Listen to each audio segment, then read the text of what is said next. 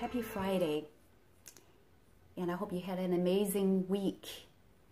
And also last week we didn't have our Vesper because we do have those sermons from the Southern California Conference, and I hope that you enjoy those messages of encouragement. And tonight we are supposed to study chapter 10 of Revelation. But I thought after sharing with you guys one event after another, 7 churches, 7 seals, 7 trumpets, etc., etc., we should just pause a bit and reflect. After studying with you these chapters, even I feel like I'm lost in the pile of symbols.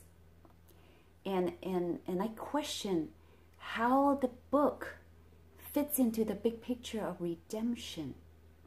So tonight I would like to make some connection of Revelation with what it truly means to us, besides to satisfy our curiosity of where this piece of news or that piece of news fit into the end time scenario. Revelation is actually about Jesus. And it is a gospel as much as the 4 gospels like Matthew, Mark, Luke, John. And a lot of times when we study Revelation, we seem to view the Jesus of Revelation different than the Jesus in the 4 gospels. The Jesus of the 4 gospels is so loving and so forgiving.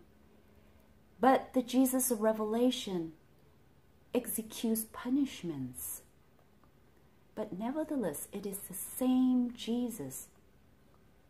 Why? Well, scholars explain that we see Jesus differently in this book because they focus on the different aspects of his roles and his existence. The 4 Gospels portray Jesus as the Son of God who entered into our human experience to save us, and who after his death on the cross and resurrection ascended to heaven.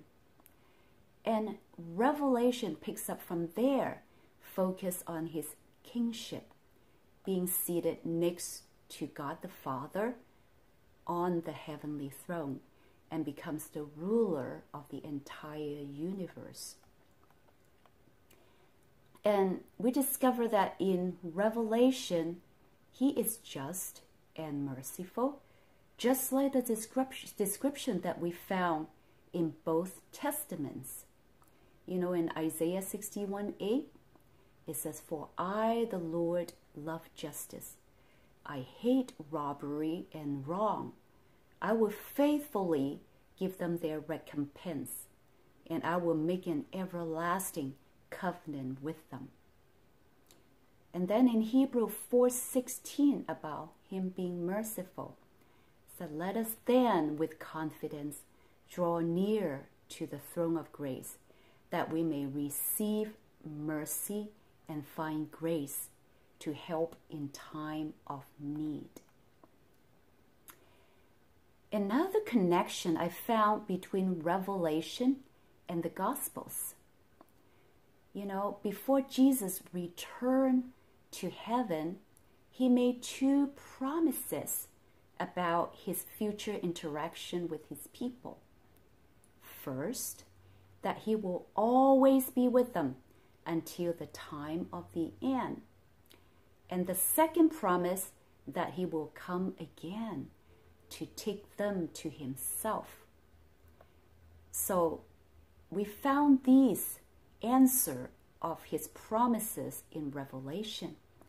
The first promise he gave was answered in Revelation chapter 1. It says, Jesus will be with his people throughout history. And we remember the vision John had, that Jesus walking in the midst of the lampstands symbolizes his ever-presence among his people. And second promise answered in chapter 19 to 22 of Revelation, it shows how he will come back at the conclusion of this world's history and be uniting with his people. And without revelation, our knowledge of Christ's ministry in heaven on behalf of his people would be quite vague. Revelation is the gospel in full sense of the word, because it conveys that the gospel is still the good news. We can see that through John, that the glorified Christ, the one who conquered death and grave, and now sitting at the right hand of God, will never leave or forsake his people. And he will always be with them until he comes the second time to take them to himself.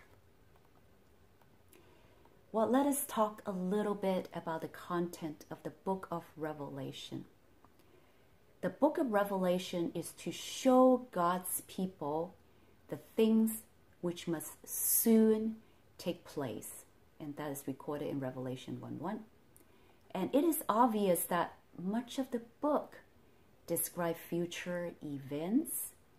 You know, the first half of Revelation, which is chapter 1 to 11, describes extensive events that take place in history starting from the first century, like the challenges of the churches, the persecution of Christians, and the gradual spiritual decline of the Christians that lead to spiritual famine and spiritual death.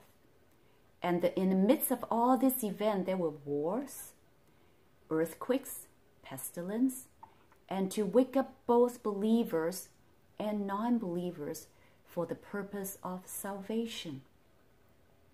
And then the second half, which is chapters 12 all the way to 22, deals primarily with the actual end time, all the events leading to the second coming.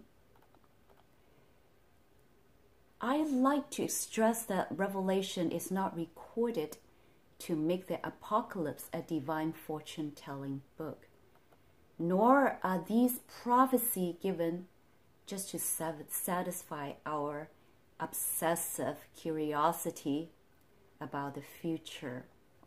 The primary purpose is to provide assurance that no matter what the future brings, God is in control.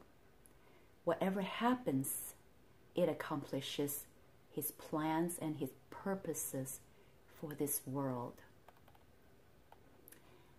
And with Revelation, we also get to understand and have the full impact of God's promise to be with his people as he unpacked the future events through the prophetic words of John. But then you would ask, why the usage of scary graphic descriptions? Well, the graphic portrayal of these events in his message is designed to impress on us the seriousness of the final crisis and our need to depend on God during this time. And this time of crisis will remind God's people of God's promise to be with them, and that he will sustain them during difficult times. Well, just like he told his disciples before he left the world, he said, "These things I've spoken to you so that when their hours comes, you may remember that I told you of them." And this is in John 16:4. So same revelation is to us. So he tells us all these things so that when it happens, we remember he told us. He told us that beforehand. One last notation. We must keep in mind that the fulfillment of end-time prophecies must not be a subject of speculations and sensationalism. Revelation informs us of what will happen in the world at the time of the end. But the book, it doesn't tell us or shows us exactly when and how the end time events will take place. Well, there are books written and web pages created predicting exactly how these promises will be fulfilled. But however, most of the ideas expressed are misleading. And because they are drawn not from the Bible, but rather from their own imagination and their own interpretation, or they got it from the headline news.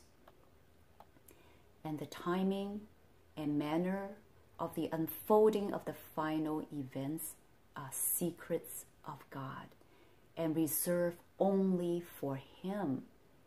And just like He said in Matthew 24:36, it said, "But of that day and hour no one knows, not even the angels of heaven, nor the Son, but the Father alone." Again in Acts 1:6-7, just before Jesus ascended to heaven. So I read, it says, "So when they had come together, they were asking Him, saying, 'Lord, is it at this time you are restoring the kingdom to Israel?' And He said to them, 'It is not for you to know times or epochs which the Father has fixed by His own authority.'" The prophecy will be clear to us only when they are finally being fulfilled, but not before. John said that in the Gospel, John 14:29. It said, "Now I have told you before it happens, so that when it happens, you may believe." And again, John 16:4. "But these things I have spoken to you, so that when their hours comes, you may remember that I told you of them." So the prophecy will be clear to us only when they are fulfilled, not before. So when understood properly, the prophecies of Revelation have practical purposes.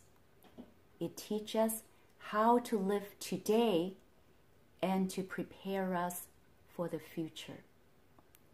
Studying them should make us better people and motivate us to take things seriously, especially our eternal destiny, and inspire us to try to reach people around us with the gospel message.